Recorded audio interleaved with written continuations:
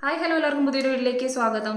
ജനിച്ച സമുദായത്തെ അല്ലെങ്കിൽ മതത്തെ വരെ പറയിപ്പിക്കാൻ ഉതകുന്ന തരത്തിലേക്ക് പ്രവർത്തികൾ ചെയ്യുന്ന ചില മനുഷ്യർ നമ്മുടെ ഇടയിലുണ്ട്.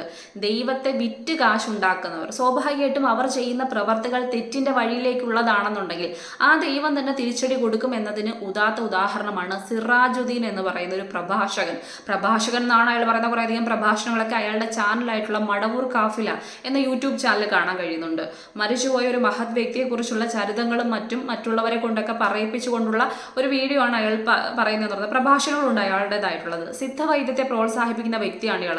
അതുകൊണ്ട് തന്നെ ആശുപത്രി ചികിത്സയെ ഒരു തരത്തിലും അത് കൊള്ളില്ല, അല്ലെങ്കിൽ അതുകൊണ്ട് യാതൊരു തരത്തിലുള്ള ഗുണവും ഉണ്ടാകില്ല എന്ന് പറഞ്ഞുകൊണ്ടിരിക്കുന്ന ഒരു വ്യക്തിയാണ്. അതിലപ്പുറത്തേക്ക് നാട്ടുകാരടക്കം പറയുന്ന കാര്യങ്ങൾ ഇയാൾ മന്ത്രവാദത്തെയൊക്കെ പ്രോത്സാഹിപ്പിക്കുന്ന ഒരു വ്യക്തിയാണെന്നാണ്.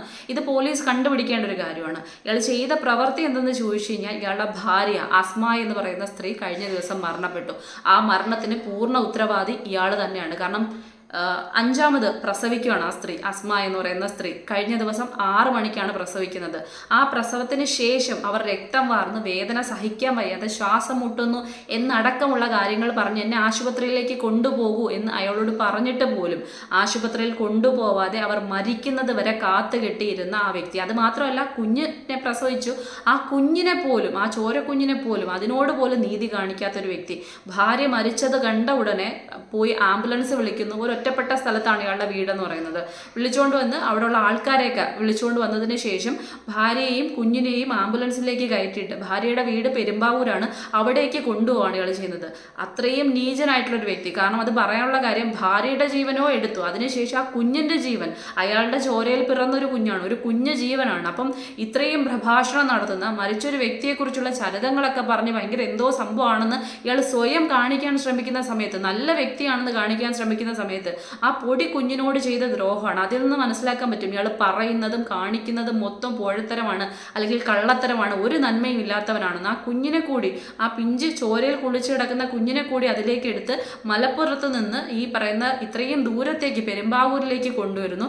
വീട്ടിലെത്തിയതിനു ശേഷം പറയുകയാണ് 11 മണി അങ്ങനെയൊക്കെ മരിച്ചു, അതിനെ കൊണ്ടുവരുന്നതിൻ്റെ ഇടയിൽ മരിച്ചു എന്നൊക്കെ പറയുന്നു. പക്ഷേ അടുത്തുള്ള അയൽവാസികളെല്ലാം പറഞ്ഞു ആംബുലൻസിൽ കയറ്റുന്ന സമയത്തെ ആ സ്ത്രീ മരണപ്പെട്ടിരുന്നു എന്നൊരു കാര്യം. ഇതിനുശേഷം പോലീസാണ് ഈ ഭാര്യയുടെ വീട്ടിൽ കൊണ്ടെത്തിക്കുന്നത്. അവരുടെ ഡെഡ് ബോഡി കൊണ്ടെത്തിച്ചതിന് ശേഷം പോലീസ് ഇടപെട്ടാണ് അവരുടെയും കുഞ്ഞിൻ്റെയും ശരീരം ഈ പറയുന്ന ആശുപത്രിയിലേക്ക് മാറ്റുന്നത്. കുഞ്ഞ് ICUവിൽ ക്രിട്ടിക്കലായിട്ടുള്ള അവസ്ഥയിലാണെന്ന് പറയപ്പെടുന്നു. അതിനുശേഷമുള്ള വാർത്തകളൊന്നും, അപ്ഡേറ്റ്സ് ഒന്നും കിട്ടിയിട്ടില്ല. അപ്പോൾ സ്വാഭാവികമായിട്ടും ആലോചിച്ച് നോക്കിയേ, ഇയാളുടെ ഇത്തരത്തിലുള്ള പ്രവർത്തികൾ എന്ന് പറയുന്നത് ആശുപത്രിയിൽ, അതിനപ്പുറത്തേക്ക് മറ്റൊരു കാര്യങ്ങൾ ആ നാട്ടുകാർ പറയുന്നതെന്ന് പറയുന്നത്, ഇവർക്ക് അഞ്ചാമത്തെ, അതായത് 4 കുട്ടികൾ ഇതിനു മുന്നേ ഉണ്ടായിരുന്നു എന്നൊരു കാര്യം പോലും പലർക്കും അറിയത്തില്ല. ഒരു കുട്ടി 9ാം ക്ലാസ്സിൽ, ഒരു കുട്ടി 2ാം ക്ലാസ്സിൽ, മറ്റൊരു കുട്ടി LKGയിൽ, 4ാമത്തെ കുട്ടി എവിടെ, എന്താ സംഭവം, എത്ര വയസ്സുണ്ട്, ഇതുപോലും നാട്ടുകാർക്ക് അറിയില്ല. അങ്ങനെ ഒരു കുട്ടി ഉണ്ടെന്ന് പോലും അറിയത്തില്ല.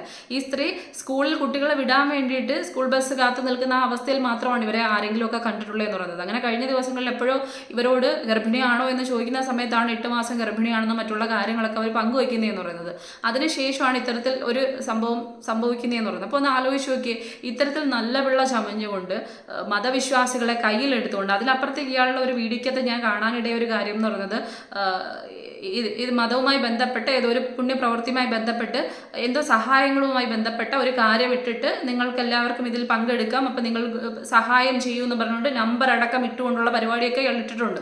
അപ്പോൾ സ്വാഭാവികമായിട്ടും എന്താ ജോലി, എന്താ കാര്യങ്ങൾ എന്ന് പോലും ആ നാട്ടുകാർക്ക് ആർക്കും അറിയത്തില്ല. ആ വീട്ടുടമയോട് പോലും പറഞ്ഞിരിക്കുന്നത് പലതരത്തിലുള്ള കാര്യങ്ങളാണ്.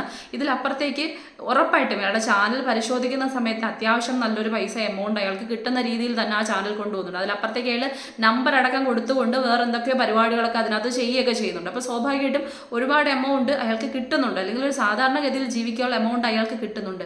എന്നിട്ട് പോലും ആ സ്ത്രീയെ ഹോസ്പിറ്റലിൽ കൊണ്ടുപോയി അവിടെ രക്ഷിക്കാനുള്ള ഒരു കാര്യം, അതിലപ്പുറത്തേക്ക് 3 കുഞ്ഞുങ്ങളുടെ കാര്യം പുറത്തു വന്നിട്ടുണ്ട്. ആ 3 കുഞ്ഞുങ്ങളെയും പ്രസവിച്ചത് ഈ സ്ത്രീ ഇതുപോലെ തന്നെ വീട്ടിൽ വെച്ചായിരുന്നു എന്നൊരു സംഭവം വെളിയിൽ വരുന്നുണ്ട്. അപ്പം 4ാമത്തെ കാര്യം കൺഫേം അല്ല, ഇനി എന്താ പറ്റിയത്, എന്താ സംഭവം എന്നുള്ള കാര്യം കൃത്യമായിട്ട് അറിയത്തില്ല. അതിലപ്പുറത്തേക്കൊന്ന് ആലോചിച്ച് നോക്കിയേ, ഇത്രയും ശ്വാസം മുട്ടി അവർക്ക് വെള്ളം വേണമെന്ന് പറഞ്ഞു, കുഞ്ഞ് വെള്ളം എടുത്തുകൊണ്ട് കൊടുക്കുക, അങ്ങനെയൊക്കെ ചെയ്യുന്നുണ്ട്. അതിനുശേഷം ഒരു ജീവൻ കിടന്ന് പിടയ്ക്കുന്ന സമയത്ത് പോലും ഇതിലപ്പുറത്തേക്ക് പറയപ്പെടുന്നത് മരിച്ചവർക്ക് ജീവൻ കൊടുക്കും എന്ന തരത്തിലേക്കൊക്കെ പറയപ്പെടുന്നുണ്ട്. അപ്പം മരിച്ചുപോയ ഭാര്യയ്ക്ക് ഇയാൾക്ക് എന്താ ജീവൻ കൊടുക്കാനുള്ള ശക്തി ഇല്ലാതെ പോയതെന്ന് പറയുന്നത്, അല്ലെങ്കിൽ കഴിവില്ലാതെ പോയതെന്ന് പറയുന്നത്. അപ്പം ഇതിൽ വേറെ പ്രത്യേകിച്ചൊന്നുമില്ല. എല്ലാവരെയും തട്ടിക്കുക, പറ്റിക്കുക, എന്തെങ്കിലുമൊക്കെ വെറുതെ ഇരുന്ന് എന്തെങ്കിലും ചെയ്തുകൊണ്ട് കാശുണ്ടാക്കി ആൾക്കാരുടെ കണ്ണിൽ പൊടിയിട്ട് കാശുണ്ടാക്കുക എന്നൊരു സംഭവം. മനുഷ്യത്വത്തിനോ അല്ലെങ്കിൽ ഈ പറയുന്ന മനുഷ്യജീവനോ ഒരു വിലയും കൊടുക്കാത്ത ഒരു വ്യക്തിയാണ് ഇയാളെന്നുള്ളത് പൂർണ്ണമായിട്ട് 100% ഉറപ്പായിട്ടുള്ളൊരു കാര്യമാണിതെന്ന് പറയുന്നത്. ആ ഒരു സ്ത്രീയുടെ മരണത്തിന് പൂർണ്ണ ഉത്തരവാദി അയാൾ തന്നെയാണ്. അതിലപ്പുറത്തേക്ക് ആ കുഞ്ഞിന് എന്തെങ്കിലും പറ്റിപ്പോയി കഴിഞ്ഞാൽ അയാളുടെ പേരിൽ എടുക്കേണ്ടത് ഏറ്റവും കൂടിയ ശിക്ഷാ നടപടി തന്നെയാണ് എടുക്കേണ്ടുള്ളതെന്ന് പറയുന്നത്. കാരണം ഇതുപോലുള്ള വ്യക്തികളാണ് പല മതങ്ങളെയും, അല്ലെങ്കിൽ ഈ പറയുന്ന ഇതുപോലെ എല്ലാ മതങ്ങളിലും ഇതുപോലെ കുറച്ച് ആൾക്കാരുണ്ട്, മന്ത്രവാദം അല്ലെങ്കിൽ കൂടോത്രം പോലുള്ള കാര്യങ്ങളെ പ്രോത്സാഹിപ്പിച്ചുകൊണ്ട് പല മനുഷ്യരുടെയും ജീവൻ എടുക്കുന്ന തരത്തിലേക്കുള്ള പ്രവർത്തികൾ ചെയ്തുകൊണ്ട്, വൃത്തിഹീനമായിട്ടുള്ള പ്രവർത്തികൾ ചെയ്തുകൊണ്ട് പൊതു ഇടങ്ങളിൽ നല്ലവൻ ചമഞ്ഞുകൊണ്ട് നിൽക്കുന്ന കുറേയധികം മനുഷ്യർ. നമുക്ക് പറയത്തില്ലല്ലോ, കാപട്യം കണ്ടെത്താൻ പണ്ട് ഇപ്പോൾ ചിലപ്പോൾ മനസ്സിന്റെ കണ്ണാടി എന്നൊക്കെ പറയുമായിരുന്നു. അത് പണ്ട് മനസ്സിലാക്കാൻ പറ്റുമായിരുന്നു. പക്ഷെ ഇന്ന് കാപട്യം നിറഞ്ഞ മനുഷ്യരുടെ മുഖം കണ്ടാൽ തിരിച്ചറിയാൻ പറ്റുന്ന അവസ്ഥയിലൊന്നുമല്ല.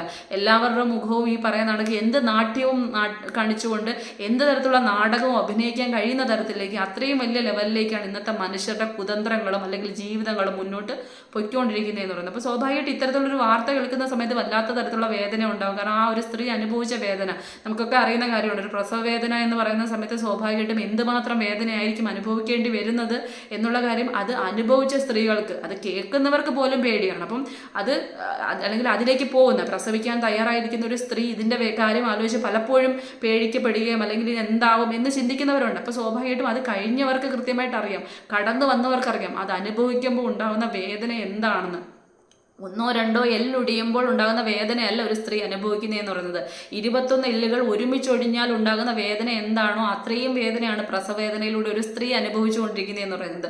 അപ്പം സ്വാഭാവികമായിട്ടും അത്രയും പ്രാണവേദന, അത്രയും വേദനയിൽ പിടഞ്ഞുകൊണ്ട് രക്തം ഒഴുകിക്കൊണ്ടിരിക്കുന്ന അവസ്ഥയിൽ, ആ കുഞ്ഞ് അവിടെ തന്നെ കിടക്കുന്ന അവസ്ഥയിൽ അത്രയും 3 മണിക്കൂറോളം അവരെ ആ വേദന കണ്ട് രസിക്കുമായിരുന്നു ഈ മനുഷ്യൻ ചെയ്തുകൊണ്ടിരുന്നതെന്നുള്ളതാണ്. കാരണം ഇങ്ങനൊരു അവസ്ഥ വരുന്ന സമയത്ത് ഇനി മനസ്സിൽ എന്ത് തരത്തിലുള്ള ചിന്താഗതിയുള്ള വ്യക്തിയാണെങ്കിലും ആശുപത്രിയിൽ പോയാൽ ചിലപ്പം നേരെ ഓപ്പോസിറ്റ് എന്ന് അങ്ങനെ ചിന്തിക്കുന്ന മാനസികമായിട്ട് വൈകൃതമുള്ളവർക്ക് മാത്രമേ അത്തരത്തിലൊക്കെ ഭയങ്കരമായിട്ട് അടിമകളായി ചിന്തിച്ച് വെക്കാൻ പറ്റുള്ളൂ. അപ്പം സ്വാഭാവികമായിട്ടും തന്നെ കൊണ്ടൊന്നും ചെയ്യാൻ പറ്റുന്നില്ല എന്ന് കണ്ടു കഴിഞ്ഞാലെങ്കിലും ഒന്ന് പരീക്ഷിക്കുക എന്നൊരു സംഭവമെങ്കിലും ചെയ്യില്ലേ. കാരണം ആ കിടക്കുന്ന വ്യക്തിയോട് നമുക്ക് എന്തെങ്കിലും ഒരു മാനസികമായിട്ടുള്ള അടുപ്പമുണ്ടെങ്കിൽ അതുപോലും ഇല്ലാത്ത അത്രയും വൃത്തികെട്ട ഒരു മനുഷ്യനെന്ന് മാത്രമേ ഇതിനെക്കുറിച്ച് പറയാൻ പറ്റുള്ളൂ. അപ്പം സ്വാഭാവികമായിട്ടും ഇയാൾക്ക് കിട്ടേണ്ട, ഇയാളെ പോലുള്ള വ്യക്തികൾ പറയുന്ന കാര്യങ്ങൾ കേൾക്കാൻ ഒരാൾ നിൽക്കാൻ പാടില്ല എന്നുള്ളതാണ് വാസ്തവം എന്ന് പറയുന്നത്. കാരണം ഒരു മനുഷ്യജീവനെ ഇത്രയും ദ്രോഹിച്ച്, അതും തൻ്റെ പാതിയായിരുന്ന ഭാര്യയെ ഇത്രയും ദ്രോഹിച്ച്, തങ്ങളുടെ 4 കുഞ്ഞുങ്ങളുടെ അമ്മയാണ്, 5ാമത്തെ കുഞ്ഞിന് ജന്മവും കൊടുത്തു കഴിഞ്ഞു.